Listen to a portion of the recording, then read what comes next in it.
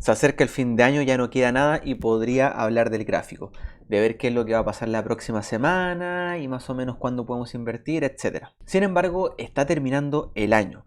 La verdad que el 2024 va a ser un año completamente nuevo de cara a la parte económica. Todos los inversionistas y los expertos en proyecciones analizan el 2024 y me gustaría hacer mi humilde proyección sobre qué es lo que podría pasar el año que viene a nivel general, más que ver qué va a pasar en la próxima semana. Esto considerando que el 2023 esperábamos un declive de la economía, que todo se fuera al suelo, pero al parecer no fue tan así. Efectivamente tuvieron problemas económicos, la tasa de interés subió, pero el mercado al parecer aguantó, hubieron despidos, pero no fue tan grave como para llamarlo una crisis. ¿Será posible que el 2024 llegue dicha crisis? ¿O al parecer el gobierno de Estados Unidos está haciendo todo lo posible por aplazarlo? ¿Hasta cuándo? La verdad es que nadie sabe, pero vamos a hacer un pequeño análisis bastante rápido de qué es lo que se podría venir el próximo año. Así que este gráfico que solemos ver siempre, la verdad que lo vamos a dejar de lado, simplemente de forma muy rápida, de nuevo. Nosotros vamos a comprar solo cuando el precio retroceda y toque la media. Esto es un gráfico semanal, pero en el gráfico diario es exactamente lo mismo. Vamos a esperar a que el precio baje, así que muy probablemente la próxima semana no vamos a comprar porque si se dan cuenta en este gráfico, estamos casi tocando máximos históricos. Así que la verdad que deberíamos esperar un retroceso considerando que en pasadas ocasiones, cuando el precio supera su máximo histórico, de hecho aquí vamos a verlo, por ejemplo, si lo vemos aquí, por ejemplo, que el máximo histórico era este, el máximo histórico era este de acá, y cuando el precio lo tocó o lo superó por poco, después cayó. Aquí lo volvió a tocar y después volvió a caer. Aquí lo superó con creces, pero después bajó con creces y de igual forma nos dio la oportunidad o nos daría la oportunidad de poder comprar. Así que cada vez que el mercado supera el máximo histórico, sí, puede subir un montón, pero muchas veces tiene también un retroceso fuerte que nos da oportunidad de compra. Y ya dejando eso de lado, vamos aquí al gráfico de la tasa de interés de la Fed. Vemos aquí un gráfico desde el año 2000, donde la tasa en la crisis del 2000 llegó a subir hasta un 6.5 y después fue la crisis del 2000, después subió a un 5.5 y vino la crisis del 2008. Aquí subió, bueno, iba en un 2.5, la tasa ya estaba subiendo, pero resulta que llegó la pandemia y se tuvo que bajar de nuevo para reactivar la economía. Y una vez que la pandemia se terminó, la tasa de interés volvió a subir y nos encontramos en un 5.5. La Fed ya dijo de que va a reducir las tasas para el próximo año. Puede obviamente retractarse, o sea, simplemente palabra, pero generalmente son bastante cautelosos en lo que van a decir y si es que dicen que van a bajar la tasa de interés el próximo año o que van a haber recortes, probablemente lo va a haber. Entonces, simplemente para hacer un resumen de cómo funciona esto. Cuando la economía está en una burbuja, los precios están muy altos y se espera de que la burbuja va a explotar, lo que hace la Fed es empezar a subir las tasas. Cuando la burbuja explota y la crisis llega, todo se va al suelo, hay problemas en la parte laboral, en todo aspecto la inversión es mucho más baja, etc. Y lo que hace ahí la Fed para volver a reactivar la economía es empezar a subir las tasas. Entonces, por ejemplo, en este rango de acá, aquí la Fed estaba subiendo las tasas porque al parecer había una especie de burbuja, en este caso la del 2006 era la inmobiliaria, y cuando todo reventó, la Fed entonces empieza a bajar las tasas para reactivar la economía. Y así funciona a nivel general teórico. Entonces uno podría decir, bueno, aquí la Fed estuvo subiendo las tasas porque al parecer había una burbuja y en cierta forma lo había en el aspecto de que la inflación estaba súper alta. O sea, teníamos una inflación de un 10% a nivel general, en muchos países era incluso superior y no quería dar tregua. Entonces, para reducir la inflación donde todo estaba muy caro, y eso es lo que se puede considerar una especie de burbuja, en este caso no lo es teóricamente porque la burbuja es algo como mucho más grande en magnitud y después explota y todo después baja y a veces sea en un sector en particular. En este caso era la inflación general de un país, pero bueno, los precios estaban muy altos.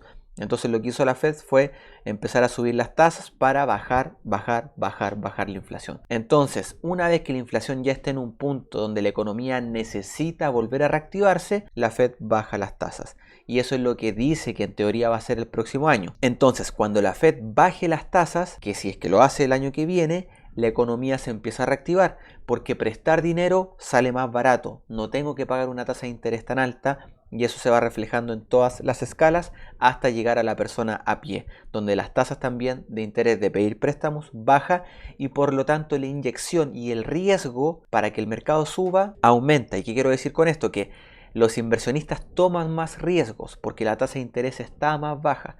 Entonces básicamente se inyecta dinero a la economía y esto hace que las personas puedan hacer negocios, haya mayor empleo, las empresas tomen más riesgo y contraten gente y haga que el mercado mejore. Algo que podría pasar el próximo año si la Fed empieza a bajar las tasas. Pero por otro lado, y esto también hay que considerarlo, la deuda de Estados Unidos sigue subiendo. Aquí tenemos un gráfico real donde aparece la deuda nacional de Estados Unidos en 33.000 billones. Ya no sé ni cómo nombrar el número, pero es un número que nunca para de subir. De hecho, si vamos al detalle del gráfico, veremos algo como esto, donde en los años 1960 hasta el año 2023, la deuda ha subido y no de manera lineal, de hecho tiene una tendencia un poco exponencial. Eso quiere decir de que cada vez la Reserva Federal se endeuda más y más y más, con inversionistas, con el mismo gobierno, pero cada vez se endeuda más y más. Entonces, ¿qué es lo que quiere decir esto? Que al final, para poder ir pagando dicha deuda, lo que tiene que hacer Estados Unidos es cada vez imprimir más dinero, inyectar más dinero para poder ir pagando la deuda. Porque claro, pagar una deuda en 1995 era un monto pequeño, entonces no necesitaba inyectar tanto dinero para poder pagar dicha deuda, pero ya en el 2023 nos encontramos con un valor exponencial. Entonces el dinero que se tiene que inyectar para poder pagar dicha deuda con los intereses incluidos es cada vez mayor. Eso quiere decir de que cada vez, y eso ya es un hecho, hay más y más y más dólares en la economía. ¿Y eso qué es lo que hace para la persona a pie que tiene dólares? Se deprecia cada vez más.